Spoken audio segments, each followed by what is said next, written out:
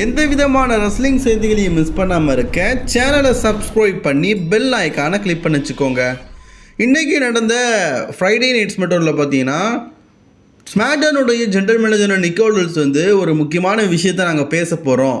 இதற்காக WWE CCO-வான triple ஹைச்சை இந்த இடத்துக்கு அழைக்கிறேன் அப்படிங்கிற மாதிரி கூப்பிட்றாரு. Triple H current WWE SmackDown tag team சாம்பியன்ஷிப்பை வின் பண்ணியிருக்கிற கிரேசன் வாலர் மற்றும் ஆஸ்டின் தேரி இருவரையும் பார்த்தீங்கன்னா ரிங்குக்கு கூப்பிட்றாரு. ரெண்டு பேருமே பார்த்தீங்கன்னா வராங்க. ரால உங்களுக்கு எப்படி ஒரு சேஞ்சஸ் நடந்தது அப்படிங்கிறது தெரியும். உங்கள் டைட்டில் அன்டிஸ்பியூட்டடாக புரிஞ்சிருச்சு. பிராண்ட் நியூவாக நான் வேர்ல்டு டாக் டீம் சாம்பியன்ஷிப் அப்படிங்கிறத கொண்டு வந்தேன். அதே போல் உங்களுக்கும் நான் ஒரு சர்ப்ரைஸான ஒரு விஷயத்தை கொண்டு வந்திருக்கிறேன். நியூ இயராவா, நியூ எவல்யூஷனாக, நியூ டீமாக நீங்கள் ஸ்பாம் பண்ணியிருக்கிறீங்க. ஸோ உங்களுக்கான ஒரு புதிய சாம்பியன்ஷிப்பை நான் இன்றைக்கி கொண்டு வந்திருக்கிறேன். இந்த சாம்பியன்ஷிப் கண்டிப்பாக பெட்டர் தென் உங்களுக்கு பிடிச்ச மாதிரி இருக்கும் அப்படிங்கிறத நான் நம்புகிறேன். லேடிஸ் அண்ட் ஜென்டில்மேன், இதுதான் உங்களுடைய புதிய WWE டாக் டீம் சாம்பியன்ஷிப் அப்படிங்கிற மாதிரி ஒரு புது சாம்பியன்ஷிப்பை பார்த்தீங்கன்னா ட்ரிபிள் ஹைச் இன்ட்ரடியூஸ் பண்ணுறாரு. இந்த சாம்பியன்ஷிப் பார்க்கறதுக்கு எப்படி இருக்குது பார்த்தீங்கன்னா பழைய WWE world talk team championship மாதிரி இருக்குது. ஆக்சுவலி இந்த டைட்டில் தான் பார்க்கறதுக்கு வேர்ல்டு டைட்டில் மாதிரி இருக்குது. இதுக்கு பேர் தான் நீங்கள் world title talk team championship வச்சுருக்கணும். அதுக்கு பேர் நீங்கள் WWE டாக் டீம் சாம்பியன்ஷிப் வச்சுருக்கணும். ஆனால் பேரை மாற்றி வச்சுட்டானுங்க பயப்பிள்ளைங்க.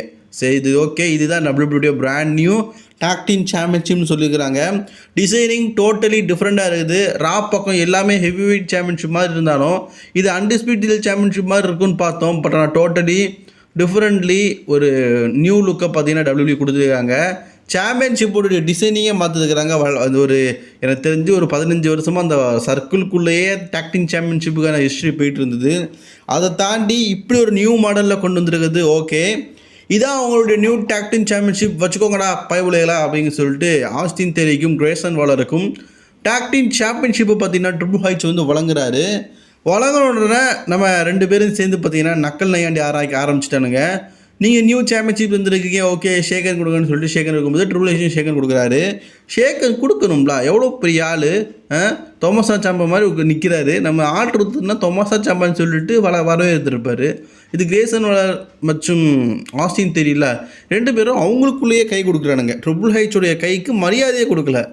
ட்ரிபிள் ஹைச் பார்த்தீங்கன்னா அப்படியே கோவத்தில் நிற்காரு. அப்போ ஆடம் பியர்ஸ் தான் இவங்கள விட்டு தள்ளுங்க, உங்களுக்கான நியூ ஆப்பரன்ஸ்லாம் இருக்கிறாங்க, அந்த நியூ ஆப்பரன்ஸை கடந்து உங்களுடைய டாக் டீம் டைட்டில் நீங்கள் தக்க வச்சுக்கிங்களா பார்த்துக்கலாண்டா அப்படின்னு சொல்லிட்டு ஒரு வார்னிங்கை கொடுத்துக்கிட்டு இந்த இடத்த விட்டு போயிட்டார் நம்மளுடைய நிக் ஆல்டர்ஸ் மற்றும் ட்ரிபிள் ஹைச்.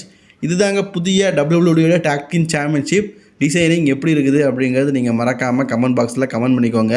நான் அடுத்து ஒரு நல்லதொரு ரெஸ்லிங் சேலில் சந்திக்கிறேன். மறக்காமல் சேனலை சப்ஸ்கிரைப் பண்ணிக்கோங்க.